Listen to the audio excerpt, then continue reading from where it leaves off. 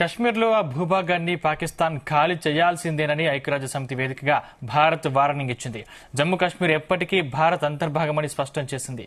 పాక్ ఆక్రమిత కశ్మీర్ సైతం ఖాళీ చేయాలని తేల్చి చెప్పింది. అంతర్జాతీయ వేదికపై భారత్ను ఇరుకున పెట్టాలని చూసిన పాకిస్తాన్ కు మళ్లీ భంగపాటు తప్పలేదు. జమ్మూ కాశ్మీర్పై అనవసర ప్రస్తావన తీసుకొచ్చిన పాక్ కు న్యూఢిల్లీ గట్టిగా సమాధానమిచ్చింది. అది ఎప్పటికీ భారత్లో అంతర్భాగమేనని, చట్టవిరుద్ధంగా ఆక్రమించిన కశ్మీర్ భూభాగాలను ఖాళీ చేయాల్సిందేనని తేల్చి చెప్పింది.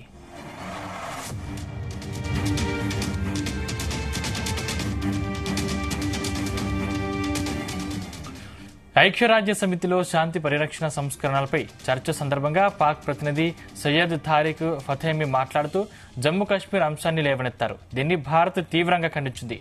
పాక్ ఆరోపణలపై ఐక్యరాజ్య సమితిలోని భారత శాశ్వత ప్రతినిధి పర్వతనేని హరీష్ అభ్యంతరం వ్యక్తం చేశారు. ఆ దేశం అనవసర అంశాలను లాగుతోందని మండిపడ్డారు.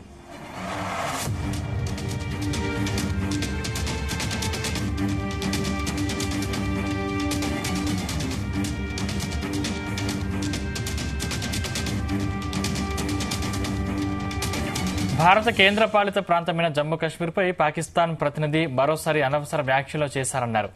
ఇలా పదే పదే ఈ అంశాన్ని లేవనెత్తడం వల్ల వారు చేసే చట్ట విరుద్ధ వాదనలు నిజమైపోవన్నారు.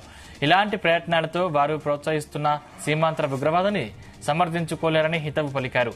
జమ్మూ కాశ్మీర్ ఇప్పటికీ ఎప్పటికీ భారత్లో అంతర్భాగమే అన్నారు.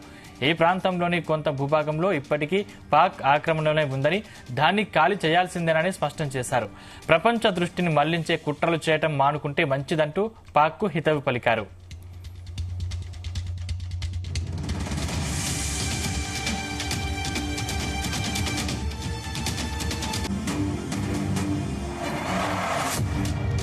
Madam President, India is compelled to note that the delegate of Pakistan has yet again resorted to unwarranted remarks on the Indian Union territory of Jammu and Kashmir.